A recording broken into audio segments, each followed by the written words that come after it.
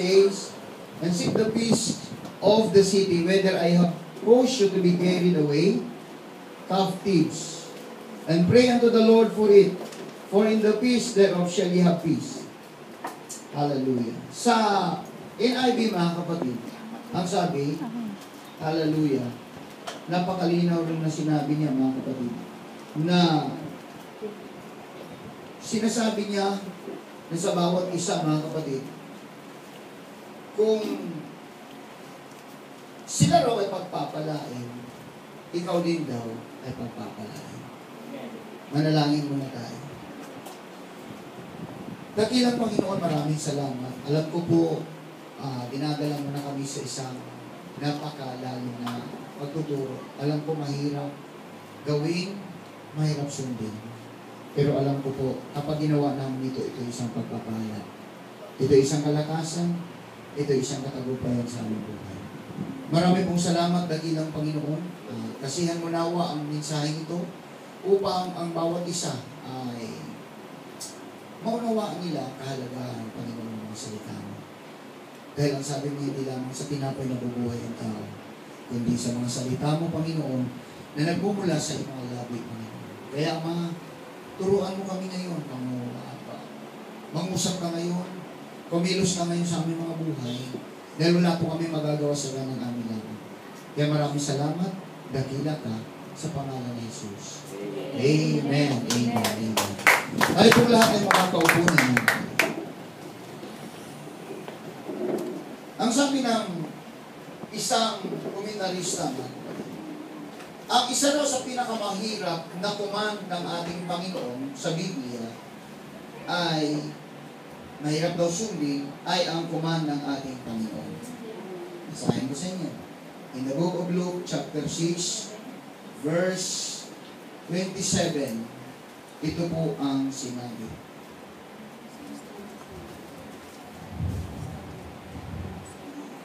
Luke chapter 6, verse 27.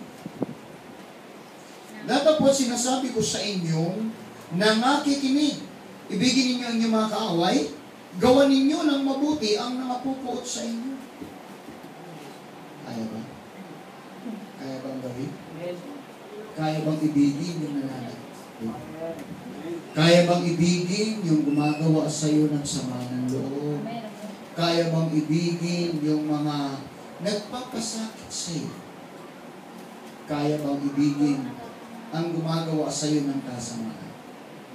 Sabi ng Bible, ibigin mo raw ang iyong kaaway at gawan mo ng mabuti ang mga napupuot sa inyo. Ang sabi ng banal na kasulatan, o sabi ng komentarista, ito raw yung pinakamahirap na panalangin. Ang manalangin sa kaaway. Kapag mayroong kumakalaban sa iyo, sigurado ang panalangin mo ganito, sana Lord, tubuan na siya ng pigsa. Sana Lord, madapa siya at di na makabangon. Sana Lord, mahulog na siya sa bangin. Dahil kaaway. Dito yung pinakamahirap. Hello?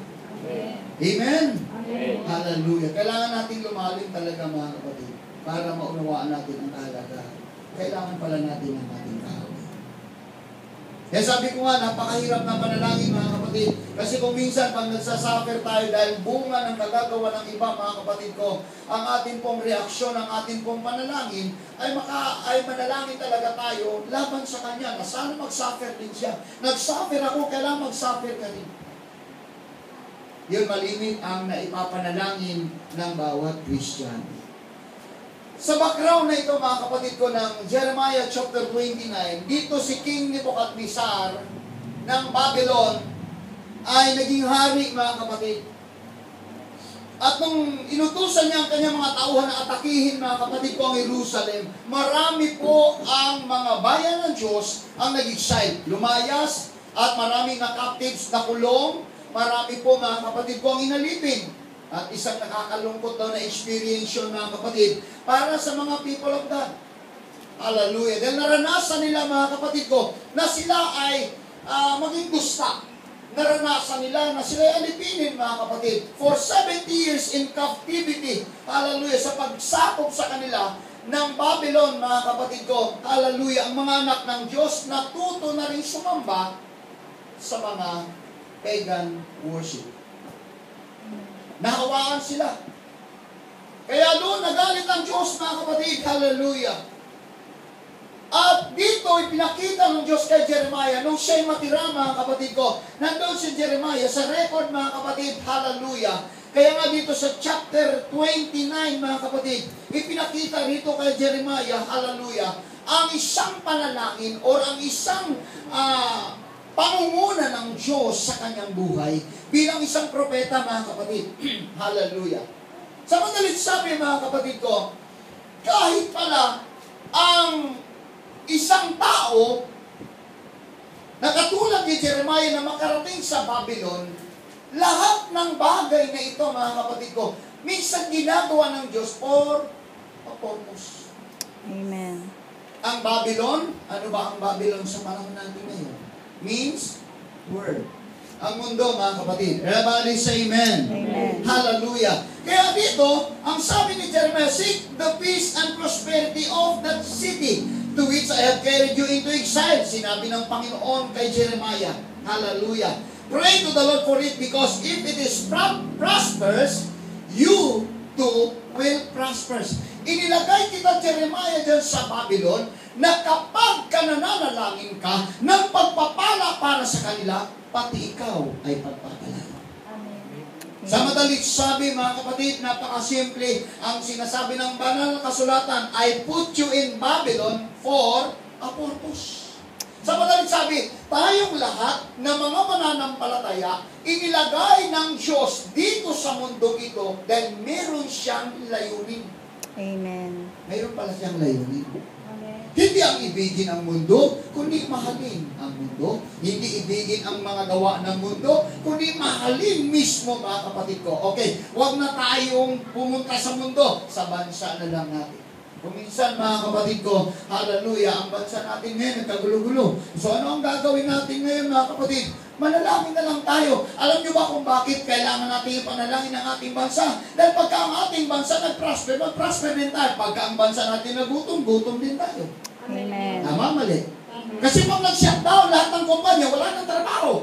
Pag lahat ng mga investors na yan, mga kapatid ko, magsipag-atrasan yan, wala nang call center. Wala na lahat, mga kapatid ko. Lahat, marami nang mamamatay. Bakit wala nang doktor? Pupunta rin sa mga iba't ibang lugar.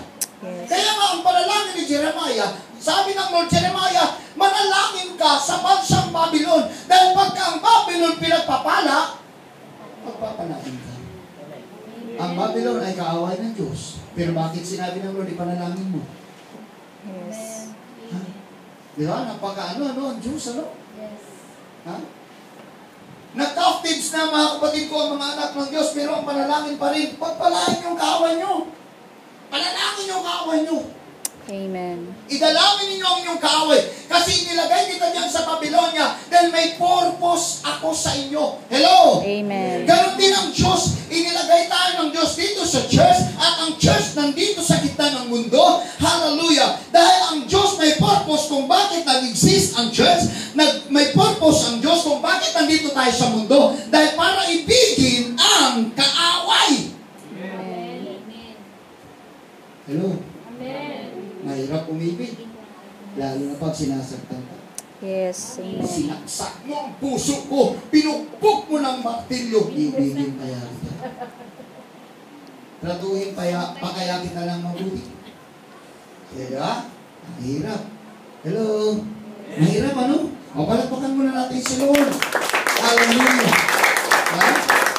Pero sabi ng verse 7, if it prospers, you too will prosper. Ito yung mensahe ng Diyos. Hayaan mo lang. Kahit nandito ka sa mundo, dahil pagka ang mundong ito o ang bansang ito, pagpapalain ka rin. Ang mahalaga, mga kapatid ko, meron kang Diyos, meron kang Panginoon na yung pinaglilingkuran, hallelujah, na nagtuturo sa iyo na mahalin mo ang iyong kaaway. Amen. Amen. Amen. Amen. Sino po may kagalit? Mahalin mo na. Ha? Dahil pag minahal mo yun, pagpapalain ka ng Diyos. Yes. Di ba? Sabi ko, proven ko yun eh. Minahal ko yung kaaway ko. Inaway-away ako, minahal ko pa rin. Nagpakumbaba ko, o di pinagpala ako. Amen. O, di ba? Yes. Totoo hindi? Totoo. Tested pala yun eh.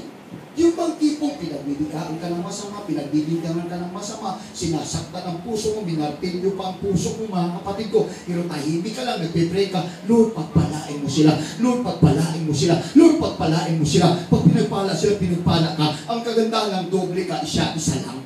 Amen. Amen. Yun pala yun eh. Kung minsan mga kapatid ko, galit tayo, Lord, sana Panginoon, grabe, ang sakit na ginawa, sana may mamatay na sana siya. What? Huwag kang manalangin ng ganun. Amen. Mahalin mo. Pero mo ginawa sa akin, pero mo pastor, yung pinagagawa sa akin, gumawa lang ako ng mabuti, ito pang ginanti niya, kaya sana makulang siya. What?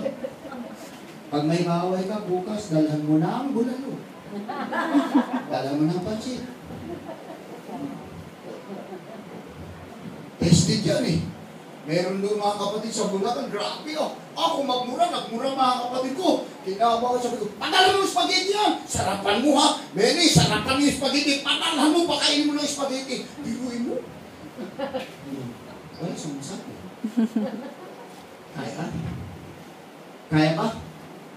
Palapakan natin si Lord.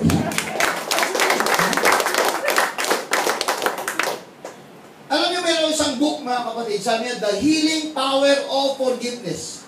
Sabi ron, when we learn to forgive in the way God, the Supreme Forgiver, forgives, then will know through freedom, peace, and emotional healing. It is.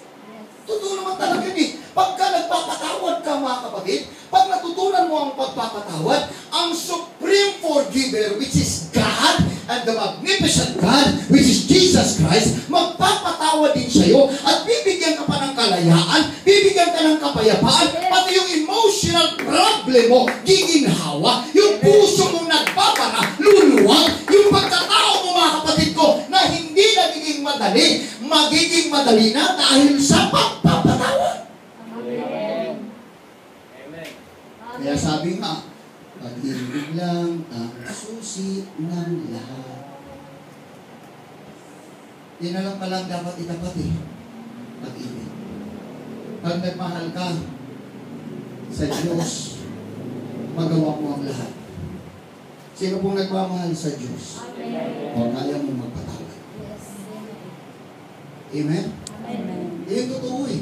Kasi sabi nga mga kapatid, love your enemies. Ibigin mo yung kaaway nila. Ang kaaway, kailangan kanya. Pero mo, kailangan ka pala ng kaaway. Ang church pala ngayon, kailangan ngayon mga kapatid ko, ng kaaway. Ang mahalaga lang daw, bibigyan mo siya ng pag-ibig. Kaya nga dito sinabi ng Diyos eh, siya daw yung shalom eh. Ang Hebrew word ng shalom means peace. Siya daw yung kapayapaan mga kapatid. Hallelujah. Anong ibig sabihin ng shalom mga kapatid ko sa English? Blessing, wholeness, completeness, the absence of conflict, and then prosperity. Pagka mapayapa ka, mayroon talagang pagpapala. Ano pa mga kapatid ko, kumpleto ang buhay mo. Wala rang komplikado. Wala rang, nilin mo mga kapatid, walang komplikado talagang nararanasan ng tao pagka mayroon kang kapayapaan. Amen. Sa bawat isa sa atin mga kapatid, pagka mayroon payapa ang buhay natin, abay parang mayaman tayo, prosper tayo. Bakit? Wala kang kaaway, wala kang kalaban eh. Dahil ang kalaban mo, lagi mong pinapatawad. Ang kaaway mo, lagi mong inuunawa at lagi mong minamahal. May sino pa mga kapatid ko magkakagulo sa bansang ito kung lahat nag-iibigan at lahat may kapayapaan? Wala! Pwede ba? Wala! Walang corruption! Yes. Oh. Kung lahat mga kapatid ko nagmamahal at lahat may kapayapaan, kasi pagka sinabing mapayapa ka, kompleto ka, hindi ka na mag-asam ng billion-billions mga kapatid, kontento ka na. Bakit mapayapa ang puso mo? Dahil mayroong Diyos na nagkakaloob sa'yo ng tunay na kapayapaan. Kaya pagka mapayapa ang buhay mo, kompleto ang buhay mo sa paglilingkod sa Diyos. Amen. Wow! Amen! Hindi mo maraming tao, hindi mapayapa. Magulo buhay. Yes. Maraming pera, bakit magulo pa rin? O yun na lang. Tayo walang pera, masaya. Amen. Amen. Masaya ka ba? Amen. Oh. Eh, totoo. Sila, ang dami